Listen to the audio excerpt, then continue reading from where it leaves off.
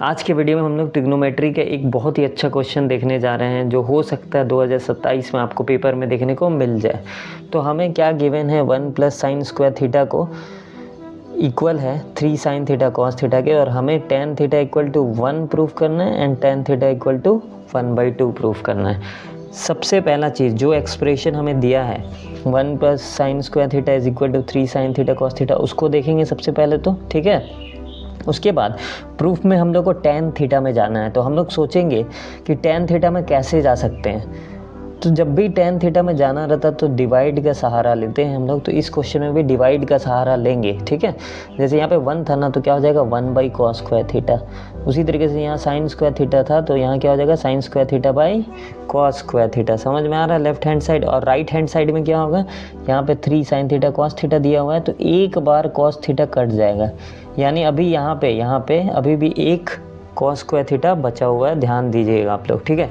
अब 1 cos square theta कितना होता है, sec square theta. Sine square theta by cos square theta कितना होता है, टेन स्क्वायर थीटा।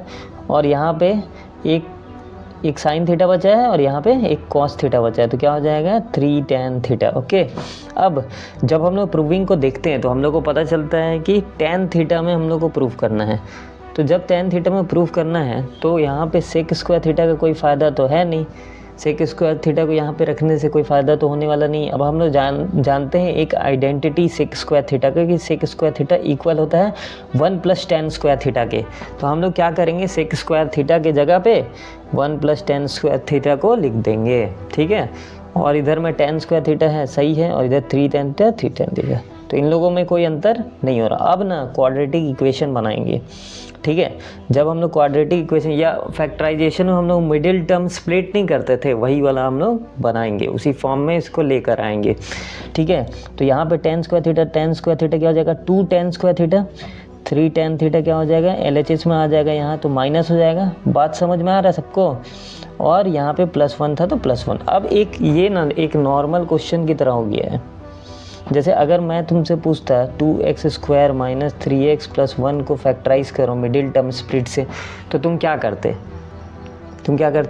सबसे पहले तुम क्या करते हो, जो मिडिल टर्म में दिया हुआ है 3 टेन थीटा दिख रहा है तुम लोगों को, ये जो 3 टेन थीटा है इसको क्या लिख सकते हैं, -2 tan theta minus tan theta लिख सकते हैं, ठीक है।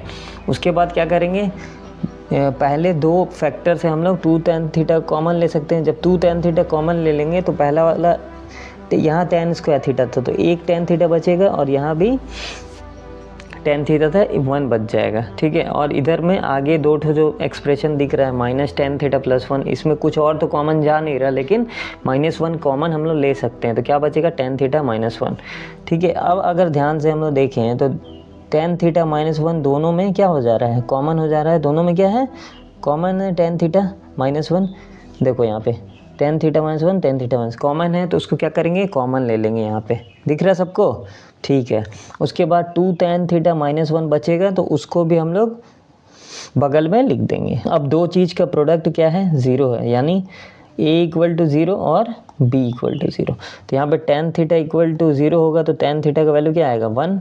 यहाँ 2 टेन थीटा का वैल्यू 0 है, तो यहाँ पे टेन थीटा का वैल्यू आएगा 1/2।